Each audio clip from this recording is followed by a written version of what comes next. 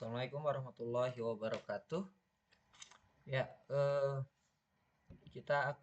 hari ini kita akan bahas tentang eh, bagaimana cara melakukan analisis data kuesioner. Saya punya penelitiannya ini adalah penelitian mahasiswa saya, yaitu penerapan regresi logistik ordinal pada kualitas BSI Mobile terhadap kepuasan nasabah Bank Syariah Indonesia. Oke, tentunya untuk teman-teman kita tidak akan bahas tentang regresi logistik lah ya. Tapi ini karena tugas mahasiswa saya jurusan matematika, tapi kita bicara tentang bagaimana cara mengolah datanya dengan sudut pandang yang lain. Nah, contohnya kita mau lihat hubungannya, bagaimana mau lihat pengaruh pengaruh terhadap eh, kualitas layanan dengan beberapa variabel pendukungnya ya. Nah, baik, di sini kita punya beberapa variabel. Variabelnya itu, nah ini dia. Jadi variabelnya itu, variabel X-nya itu adalah efisiensi. Efisiensi itu adalah terkait dengan kemudahan dan kecepatan pengguna untuk mengakses mobile banking. Itu X1. X2 adalah eh, sistem availability. Nah, ini kebenaran dari fungsi teknis yang ada di aplikasi. Kemudian ini fulfillment, ada privasi, penjelasannya ada. Kemudian responsiveness, dan ada satu lagi X X6, compensation, dan kontak. Kontak itu saluran komunikasi dapat diakses untuk membantu memenuhi kebutuhan pelanggan melalui telepon atau online. Baik, datanya ini dia datanya. Nah, jadi dia punya sekitar 107 responden ya. 107 responden. Respondennya ini adalah mahasiswa.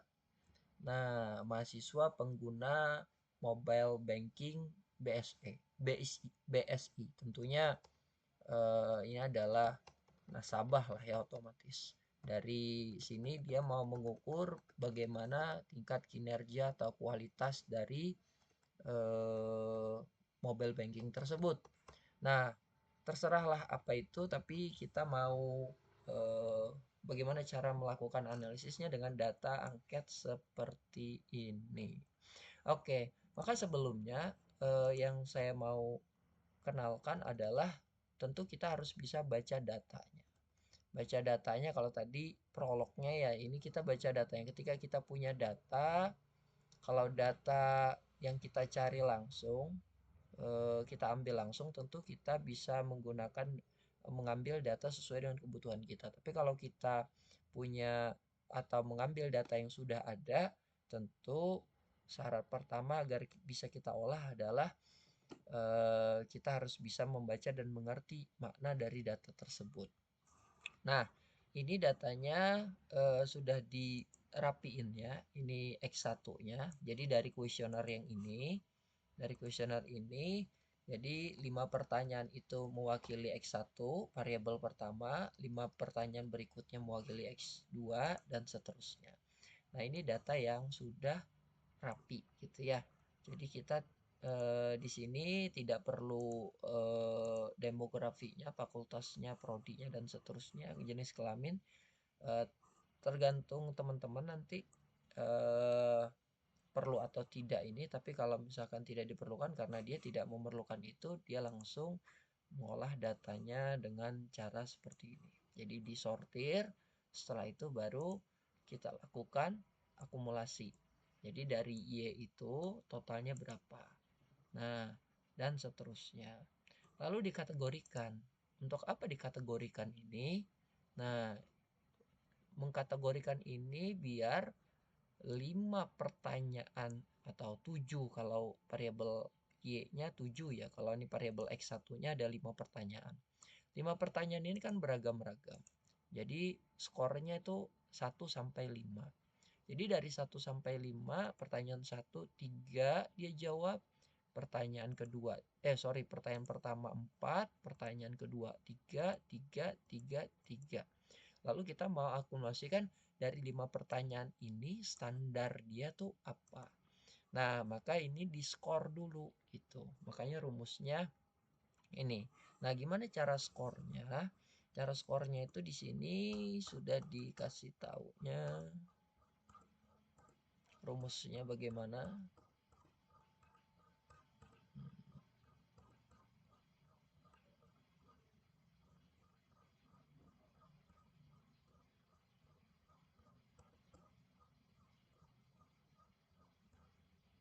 Nah, ini variabelnya. Dan nah, ini yang penting. Jadi rumus rentang skor. Jadi kalau dia kategorikan 5 standar tadi itu 5, ya kan? Baik, sangat baik, biasa saja, sedang, tidak baik, dan sangat tidak baik. Itu standar 5-nya. Maka yang netral itu dia hapus. Jadi yang dia tulis sangat baik, baik, cukup baik, dan tidak baik. Nah, rumusnya ini. Nah, jadi X itu adalah X maksimum. Itu sama dengan jumlah soal kali skor terbesar. X minimum itu jumlah soal. Kalau jumlah soalnya tadi di sini ada 5, ya. Di sini ada 5, berarti jumlah soalnya 5, skor tertingginya adalah 5. Berarti 5 kali 5 25. Jadi skor tertinggi yang bisa didapat itu 25. Jadi 25 dikurang, nah, kalau untuk mendapatkan mu-nya 25 ditambah X min. X min itu tentu 1. 1 kali 5 5. Berarti ada 5. Berarti 25 tambah 5 sama dengan 30. 30 bagi 2 adalah 15. Berarti mu-nya adalah 15. Maka mu di sini ada 15. Berapa X-nya? Nah, ini standar deviasi. Standar deviasi tinggal dikurangkan ya. Misalkan tadi kalau 5 kurang 25 kurang 5 adalah 20. 20 bagi 6 sekian gitu ya. Sekitar 3, sekian. Nah, maka kalau X-nya itu besar dari ini, maka dia kategorikan sangat baik. Maka dia udah pakai rumusnya. Jadi untuk P2, nah, P2 itu 18, besar dari 18 berarti kategorinya P2. P2 itu apa? P2 itu adalah yang ini. Nah, nilainya. Jadi kalau dia besar 18 maka skornya 4. 4 berarti sangat baik. Kalau dia besar dari 15 berarti 3. 3 baik. Di bawah 3, besar dari 12 itu kurang, kategorinya cukup baik ya.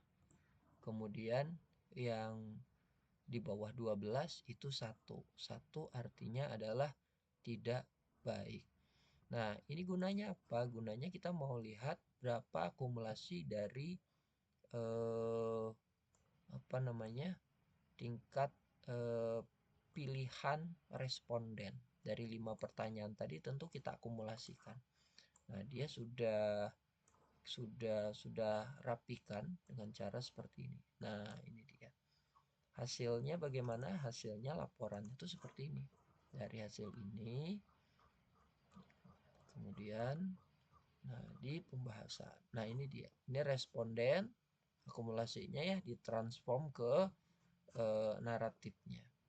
Nah, jadi akumulasinya yang mengatakan tidak baik itu 13%, cukup baik itu 5,6%, kemudian baik 9%, dan sangat baik 72%. Artinya dari semua total akumulasi variabel ya, itu mengatakan baik lah, di atas baik, hampir lebih dari 80% itu mengatakan aplikasinya baik. Nah, kalau kita mau spesifik itu di sini. Nah, di sini. Ini kalau mau spesifiknya X1-nya itu sangat baik. Jadi 80% totalnya sangat baik. Baik ya, baik dan sangat baik totalnya. Ini juga, ini juga. Nah, ini frekuensi variabel prediktor atau variabel X-nya. Nah, ini didapat dari mana? Dari data ini. Tinggal dipersentasekan saja. Nah, tinggal dipersentasekan, di Excel bisa, di sini juga sebenarnya bisa. Nah, itu ya. Oke. Kemudian baru dilakukan analisis. Nah, dari data ini bisa diambil saja yang mau dianalisis itu apa? Jumlah yang ini sebenarnya. Ini untuk Y, ini untuk X1, ini untuk X2, X3, X4, dan seterusnya. Oke, kita bisa, ini saya sudah pindahin ya, X1, X2, X3, X4, X5, X6, X7, dan Y-nya. Ini akumulasi semuanya. Nah, ini yang mau kita analisis apakah punya pengaruh atau tidak gitu. Nah, masing-masing dia punya interaksi atau tidak. Jadi sebenarnya kita bisa lakukan dengan cara menggunakan SPSS bisa, Excel juga bisa kalau untuk regresi sederhananya kan gitu. Tapi saya mau coba kita lakukan dengan ChatGPT gitu ya. Nah, ini agak agak agak radikal sedikit ya. Bukan radikal sih, ini pragmatis. Nah, kita mau analisis dengan gini, kalau sebenarnya kalau di SPSS sederhana, tinggal klik analyze, kemudian regression linear, baru masukin ininya, kita blok ini sebagai X-nya, ini sebagai Y-nya, klik OK, udah. Mau tinggal kita pilih mau ujinya apa aja, tinggal dicentang saja. Begitu juga korelasi. Kalau korelasi kita mau lihat interaksi antara X1, X2, X3, X1, X3 dan seterusnya, atau X1 sama Y, tinggal analyze dan correlation.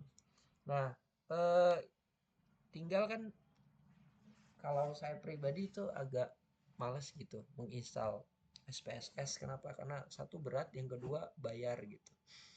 Nah, kalau tidak bayar ya kita ambil yang free, yang bajakan kan gitu. Nah, tapi ya itu pilihan, terserah. Tapi kalau kita mau coba gini. Kita mau coba gunakan ChatGPT, bisa nggak? Nah, untuk analisis data ini. Nah, kita udah tahu kan X1, X2, X3 itu apa? Variabelnya itu ini dia, semuanya ini. Efisiensi, system availability, fulfillment, privasi, responsiveness, kemudian convention, kontak, dan Y-nya itu adalah kepuasan kinerja. Baik, kita coba lakukan sama-sama. Baik, hai chat GPT. Ini kalau kebesaran saya, kalau kekecilan saya coba besarkan dulu. Oke, sudah cukup. Kita tutup saja ini full. Hai chat, saya ingin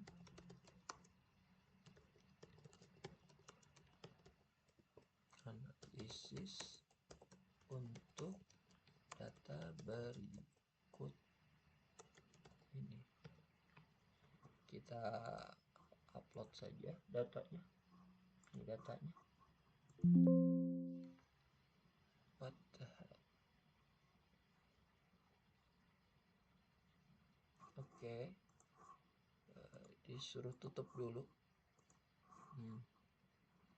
Ya nggak mau kalau sedang diakses. Oke.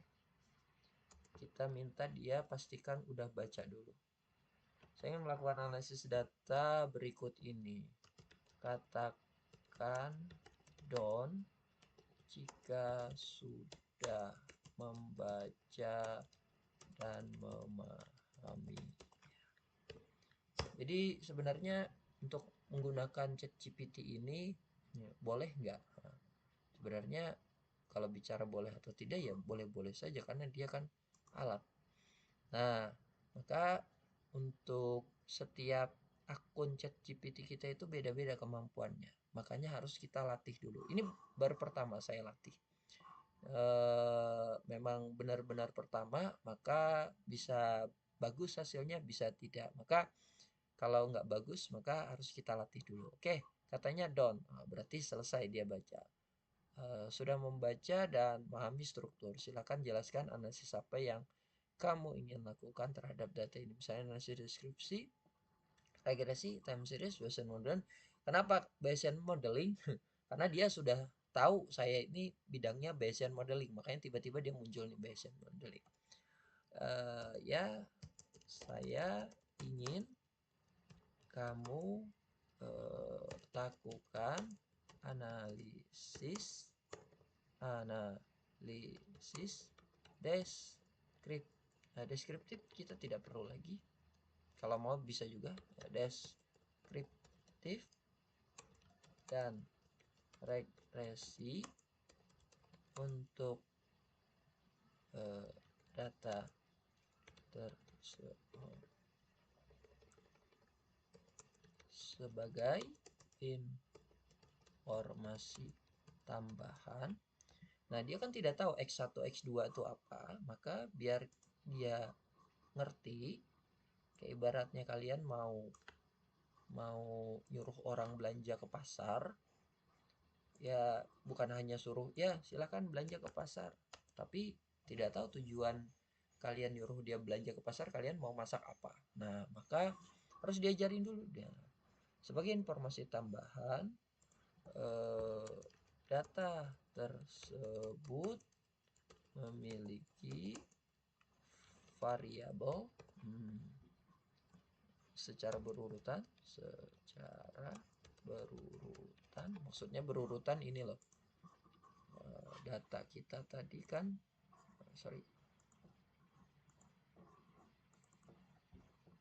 nah ini X1, X2, X3. Nah, itu maksudnya. Dan Y secara berurutan, efisiensi, dan untuk variabel terikat adalah Y. Y-nya tadi adalah kepuasan.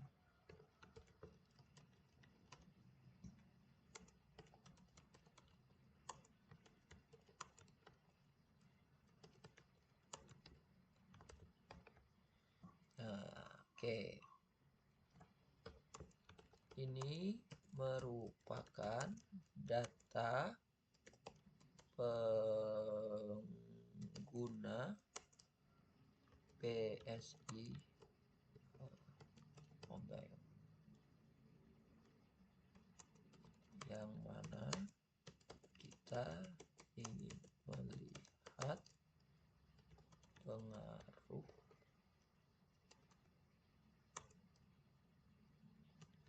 masing-masing variabel terhadap kepuasan pengguna SI Mobile. Oke. Ya, enter. Kalau dia belum, maka kalau dia belum paham nanti dia akan tanya lagi. Nah, ini dia. Dia lakukan pakai analisis Python R. Oke.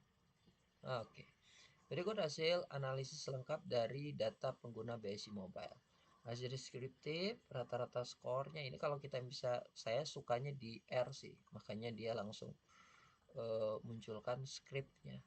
Nah, ini untuk Python, ini hasilnya, hasil analisisnya. Nah, ini dia hasil analisisnya. Jadi kalau kalian mau ya tinggal copy saja. Ini untuk ya sama, kurang lebih sama persis dengan output di SPSS. Nah, udah keluar hasilnya. Ini analisisnya. Berikut analisis lengkap pengguna BSI Model. Analisis deskriptifnya, rata-rata skor, efisiensi, itu 26,93, tertinggi antara variabel yang lain, berarti efisiensi itu paling tinggi. Kemudian X2 sama X3 itu sekitar 19 dengan standar lebih kurang 4,5. Nah, korelasi antar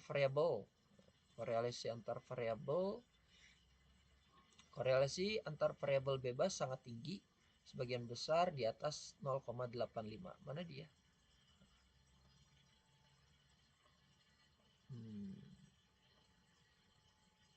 Nah, ini analisis deskriptifnya ya.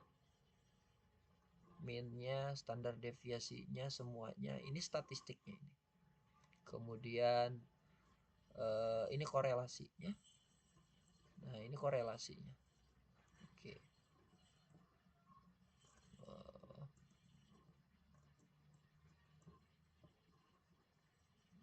Jadi miring.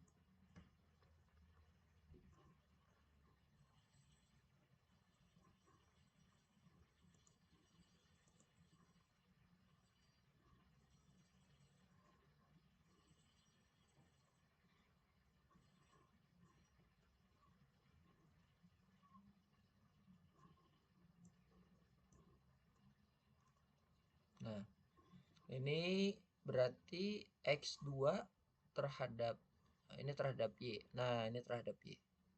Ini kurang besar dia. Kalau kita kecilin,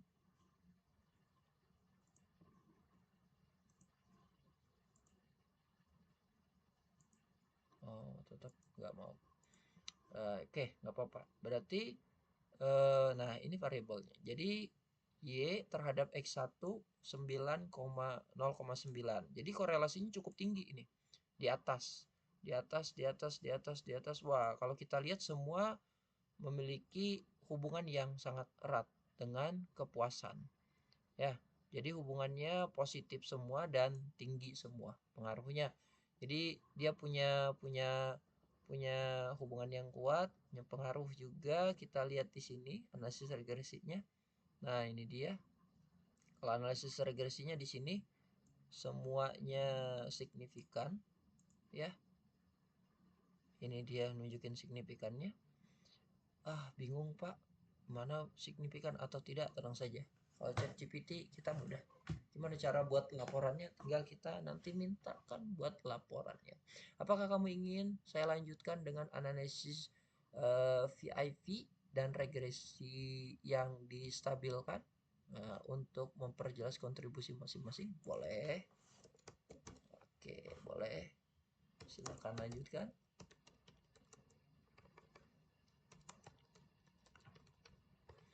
Nah, ini kalau kalian mau terkait dengan apa gitu. Nah, ini ada PLS juga, gunakan analisis faktor atau regresi eh, rigid atau PLS untuk menstabilkan model jika multikolinearitas terbukti tinggi. Oke, kita minta aja buat mudah. Ini dia multikolinearitas interpretasinya. Oke, singkatnya poinnya tuh di sini. Terima kasih. Dapatkah kalau di sini kamu ingin saya bantu lanjutkan dengan visualisasi hubungan antara variabel utama, misalnya heat map, korelasi, grafik, kita ingin juga lah tambahkan. Boleh? Silahkan visualisasikan dengan gambar ya. Oke, visualisasikan saja.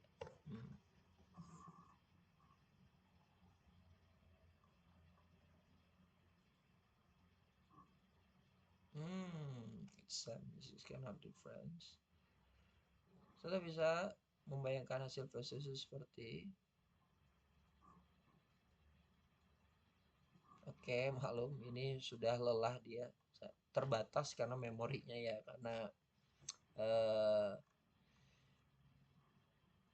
ChatGPT-nya yang free. Oke, nggak apa-apa, dia nggak bisa tampilin. Udah, saya mau Ini kode lengkapnya kalau kita mau buat bisa, tinggal kita minta saja pakai Python atau Google Colab. Susah Pak, pakai R saja, saya biasa minta scriptnya pakai R. Oke, berarti yang efisiensi yang paling bagus itu sebenarnya di sini ini ya, semua koefisien positif kecuali kontak yang menunjukkan pengaruh kecil atau negatif. Oh iya, ini pengaruhnya negatif. Nah, setelah korelasi multilinearitas, variabel lain X1, X4, X2 juga mulai tampak berpengaruh positif yang lebih stabil dibandingkan dengan hasil OLS. Kesimpulan akhir, kepuasan pengguna BSI Mobile paling dipengaruhi oleh responsiveness, diikuti oleh efisiensi, privasi, dan sistem availability. Nah, variabel seperti convection, kontak itu memiliki pengaruh minimal dan seterusnya. Nah, sekarang saya ingin kamu bantu buatkan laporan ini. Saya ingin bantu buatkan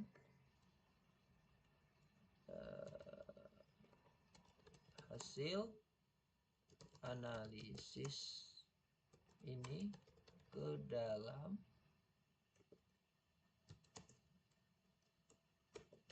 format laporan skripsi bab 4 tempurung hasil dan pembahasan lengkap dengan referensi.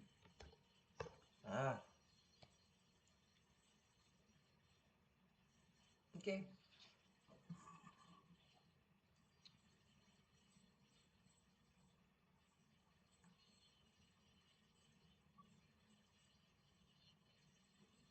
Tuh, sudah. Ya, ini memang tidak bisa mentah-mentah kalian copy ya. Tentu harus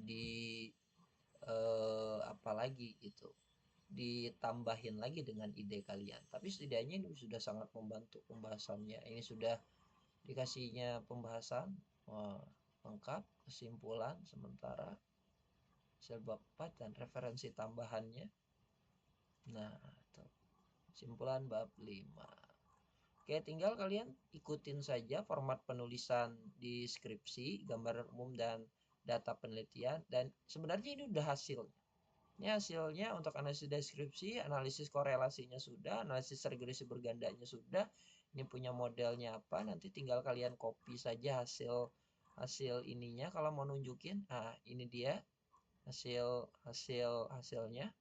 Sama seperti tampilan di SPSS, kalau ini hasil dari korelasinya ya. Nah, ini korelasinya, kalau sesama variabel tentu dia 1.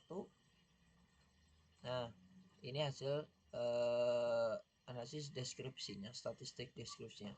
Tinggal dipindahin dalam tabel, lalu ini bisa ditambahin juga analisis Anda dengan bahasa kalian.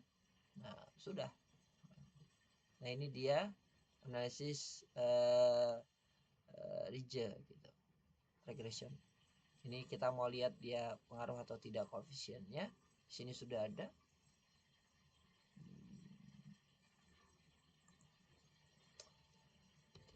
Lengkapi dengan interpretasi yang baik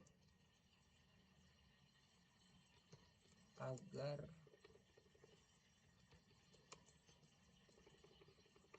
seperti rekomendasi dan untuk kinerja dan pelayanan yang lebih baik kepada pengguna BSI Mobile. Oke, nah ini lebih lengkap. Dia gunakan dengan interpretasi.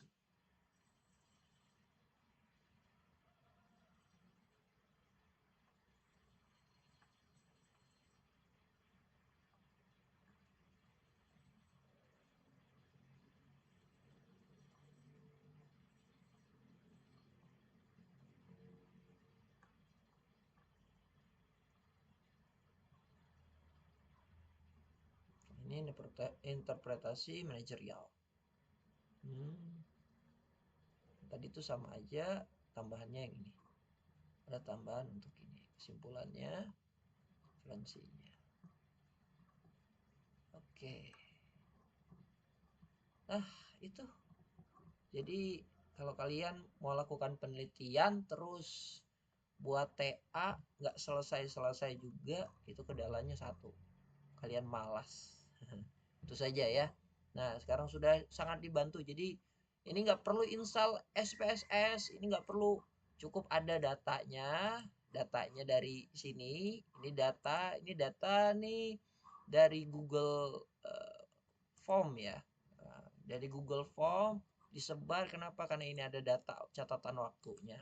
Kapan ngisinya, lalu di sini dibersihin dulu datanya, data yang berantakan tadi yang ini dirapiin sesuai dengan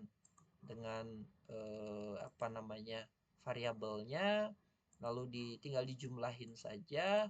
Mungkin yang perlu ya cukup ini saja. Sebenarnya kalau ini juga bisa dilakukan dengan ChatGPT sih sebenarnya, kita buat kategorinya. Cuma nanti agak susah promptnya nanti dipahamkan karena kita akan masukkan rumus ini sih sebenarnya.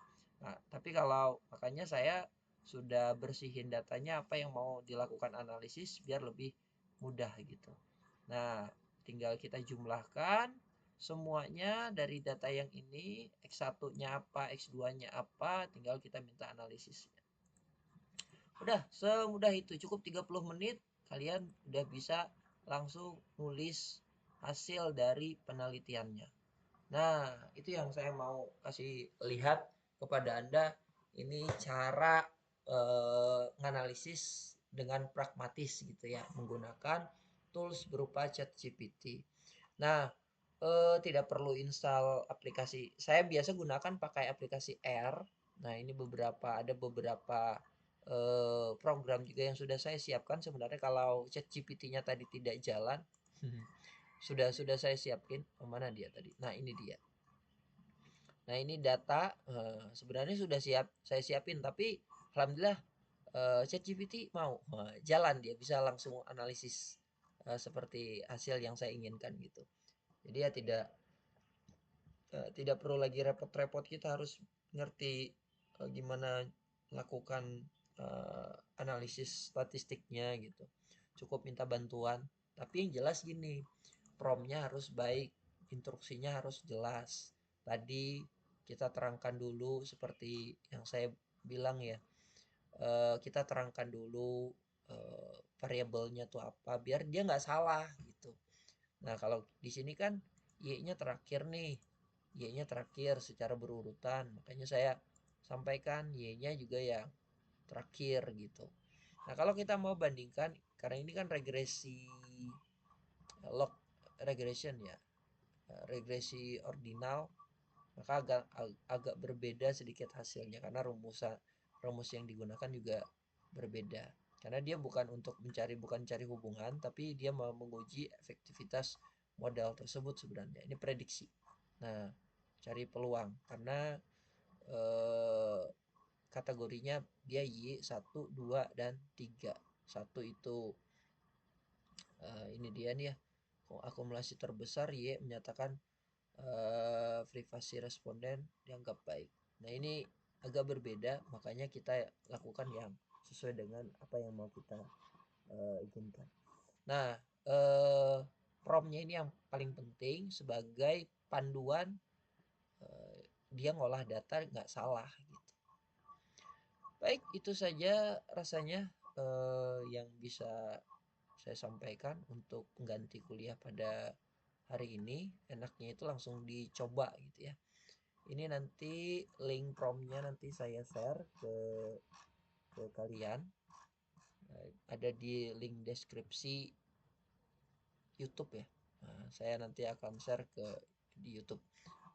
Datanya juga saya akan share di link deskripsi YouTube. Jadi kalian bisa langsung praktek coba-coba. Boleh jadi nih hasil kalian dengan hasil punya saya tuh beda. Beda. Kenapa beda? Karena tergantung ChatGPT-nya udah dilatih atau belum gitu. Nah, kalau ini jujur sebenarnya akun baru. Ini akun baru, akun saya yang baru yang biasa saya olah itu bukan bukan akun di sini, tapi dia mau, dia bisa. Walaupun dia udah ngerti saya tuh sukanya Bayesian gitu dengan akun ini. Tapi saya belum pernah lakukan analisis data dengan metode kayak gini. Makanya ya mau. Jadi kalau misalkan saya peluangnya bisa mau besar, jadi peluang untuk Anda lakukan juga sebenarnya besar juga harusnya gitu. Kalau belum ya tinggal dilatih saja promptnya sesuai dengan kebutuhan Anda. Demikian. Assalamualaikum warahmatullahi wabarakatuh.